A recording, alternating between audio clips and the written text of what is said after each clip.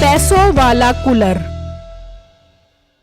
पुराने वक्तों की बात है, शमशान घाट नामी गांव में बिट्टू नामी लड़का हलवाई का काम किया करता था। वो बहुत मेहनती और ईमानदार था। वो दिन में समोसे बेचता और शाम में जलेबियां बेचता था। एक दिन एक ग्राहक उसकी दुकान पर आया। बिट्टू भाई, एक समोसे की मस्त प्लेट लगा दो। अच्छा भाई, अभी लगाकर देता हूँ आपको समोसे की मस्त प्लेट। बिट्टू भाई, आप डबल काम करते हो, दिन में समोसे और शाम में जलेबी। भाई मुझसे फारिग नहीं बैठा जाता, इसलिए मैं दो काम करता हूँ और काम करने से ही तो इज्जत होती है। हाँ भाई, ये बात तो आप बिल्कुल ठीक कर रहे हो। फिर वो ग्राहक समोसे खाता है और कहता है, वाह बिट्टू भाई, आपके रापचिक किस्म के समोसे खा कर तो मजा ही आ गया। भाई बहुत बहुत शुक्रिया आपका, जो आपको मेरे समोसे पसंद आए। फिर शाम में बिट्टू अपने घर जाता है और सारे पैसे अपनी बेगम को दे देता है। बेगम, मुझे बहुत खुशी होती है कि लोग मेरे समोसों की बहुत तारीफें करते हैं। अच्छा, तो आखिर समोसों का सामान कौन बनाता है? जादू तो मेरे हाथ में है ना।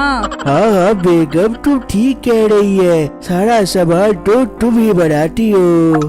बस हमारा काम इसी तरह ही चलता रहे और आप इसी तरह पैसे कमाते रहो, हमारी जिंदगी बहुत अच्छी गुजर जाएगी। बिट्टू की मेहनत की वजह से उसका घर बहुत अच्छा चल रहा था। लेकिन बिट्टू के साथ वाले घर में बिट्टू का हमसाया मीठा अपनी माँ और बीवी के साथ रहता था। हाय मीठे बगैरत के बच्चे, जा कुछ कमा कर अपनी बीवी की सिलाई की कमाइयाँ खावेगा। अरे कनमुही, बगैरत किसे कह रही है तू? बेटा तो वो मेरा है, अपनी जबान संभाल कर बात किया कर। बुढ़िया तू चुप कर, अब तेरा बेटा बाद में पहले मेरा जोर है।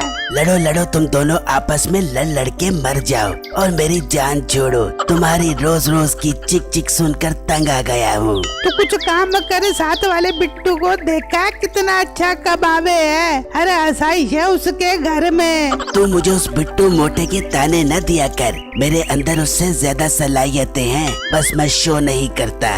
अच्छा, ज्यादा बातें मत कर, जा बिट्टू की दुकान से मेरे लिए समोसे की प्लेट लेकर आ। मीठे बेटा, मेरे लिए भी एक प्लेट लेकर आई। हाँ, ला, इस बुढ़िया के लिए भी कहीं मेरी प्लेट पर नजर ही न लगावे और मेरे पेट में दर्द हो जावे। फिर मीठा बिट्टू की दुकान के पास गया तो कहने लगा, ये मोटा तो बहुत अच्छा कमा रहा है, मैं इसके समोसे खरीद कर इसकी सेल क्यों करवाऊं? मैं तो बल्कि इसका कारोबार तबाह कर दूंगा।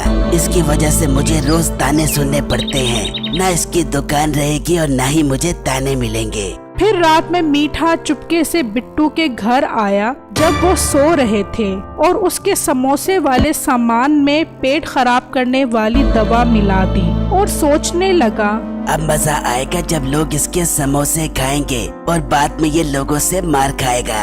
अगले दिन लोग बिट्टू की दुकान से समोसे खा रहे थे कि अचानक उनके पेट में दर्द हुआ और वो कहने लगे, बिट्टू, ये तूने समोसे में क्या मिलाया है?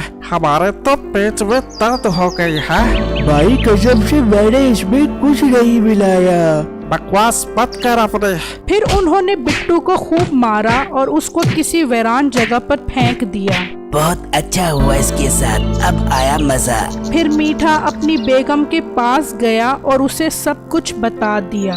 बहुत अच्छा किया, उसके साथ बड़ा शौक का हो रहा था। अच्छा, तू एक काम कर, दूध लेने के बहाने इसके घर जा और घर का जायजा लेकर आ। फिर मीठे की बेगम बिट्टू के घर आती है। अरे बहने, एक गिलास दूध का तो दे दे, मेहमान आए हुए हैं घर पे, उनके लिए चाय बनाऊंगी।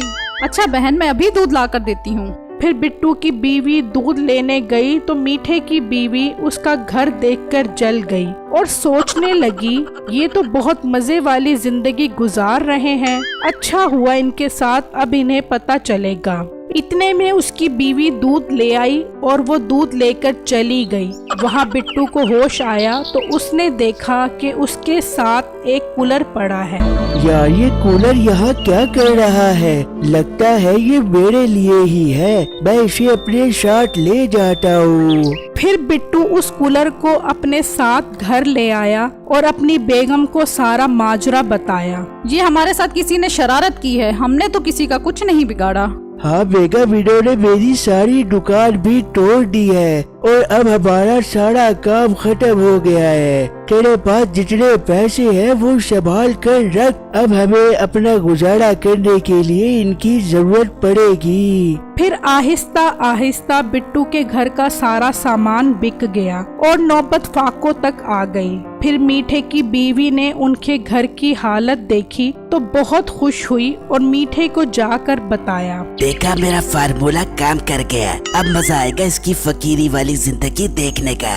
एक दिन बिट्टू अपनी बीवी को कहता है, बेगम तेरे पास कितने पैसे पड़े हैं? अब आखिरी 100 रुपए पड़े हैं, इनके अलावा कुछ नहीं है हमारे पास। बेगम तू 100 रुपए लेकर आई, मैं कुछ खाने के लिए लेकर आता हूँ। फिर बिट्टू की बीवी 100 रुपए लेकर कूलर के पीछे से गुजरी तो वो 100 रुपए कूलर ने खींच लिए और आगे से बहुत सारे 100 के नोट निकलने लगे। बिट्टू और उसकी बीवी बहुत खुश हुए ये सब देखकर। ये क्या बेगम, ये तो पैसे देने वाला कूलर है। हाँ, अल्लाह ने हमारी सुन ली। फिर बिट्टू ने उस कूलर से बहुत सारे पैसे जमा किए और उन पैसों से उसने एक बहुत खूबसूरत घर और गाड़ी बनाई। मीठा और उसकी बीवी बिट्टू की तरक्की देखकर बहुत परेशान थे कि इनके पास इतना पैसा कहाँ से आया। ये इनके पास इतना पैसा कहाँ से आ रहा है, मुझे खोज लगानी पड़ेगी। फिर रात में बिट्टू कूलर से पैसे निकाल रहा था तो मीठे ने खिड़की से देख लिया।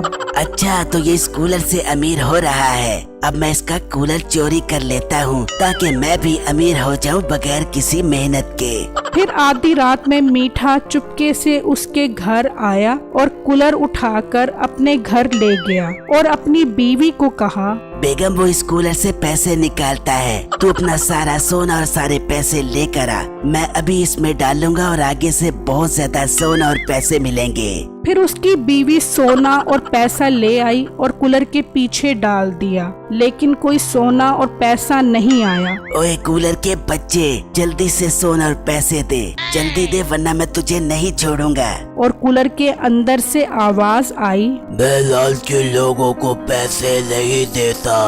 ये ऐसे नहीं मानेगा, इसे डंडे से मारना पड़ेगा। फिर मीठे ने डंडे से कूलर को मारा तो कूलर टूट गया और उसके अंदर कुछ नहीं था। मीठे मेरा सोना और मेरे पैसे दे दे वरना तेरी नस से चीर दूंगी। बेगम ये कूलर पैसे देता है, मैंने खुद देखा है। तू कूलर को छोड़, मेरा सोना और मेरे पैसे दे। फिर मीठे की बेगम ने मीठे की खूब दुर्गत बनाई कि उसे नानी याद आ गई और बिट्टू अपने घर में हंसी खुशी जिंदगी गुजारने लगा। मेरी इस वीडियो को लाइक और मेरे चैनल को सब्सक्राइब जरूर कीजिएगा और मुझे कमेंट बॉक्स में जरूर बताइएगा कि आपको मेरी स्टोरी कैसी लगी।